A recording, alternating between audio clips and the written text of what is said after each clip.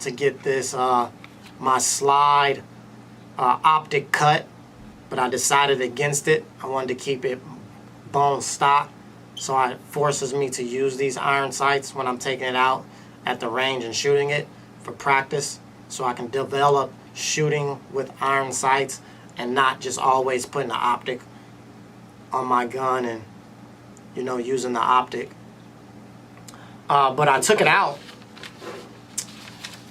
and as you can see here,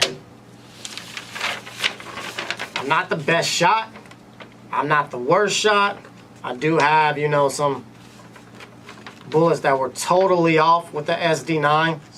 You know, with the SD9 I had, what, 1, 2, 3, 4, 5, 6 shots that were off.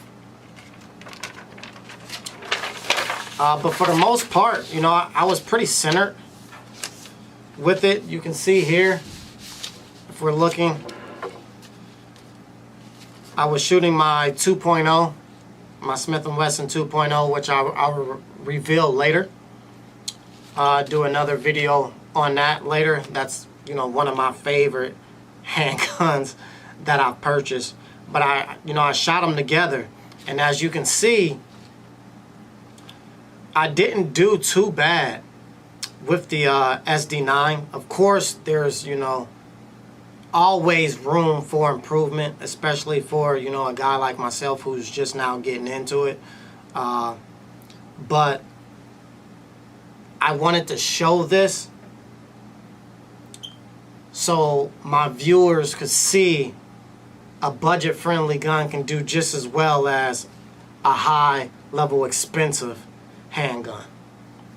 It just depends on if you're taking it out and if you're practicing with it. So you can see, you know, my SD right here, almost hitting the ball. I was almost at the bullseye, right next to my 2.0, and my 2.0 actually has an optic on it. My SD, I'm shooting with iron sights. So as you can see, again, not too bad, not too bad. Still, I need to improve a lot.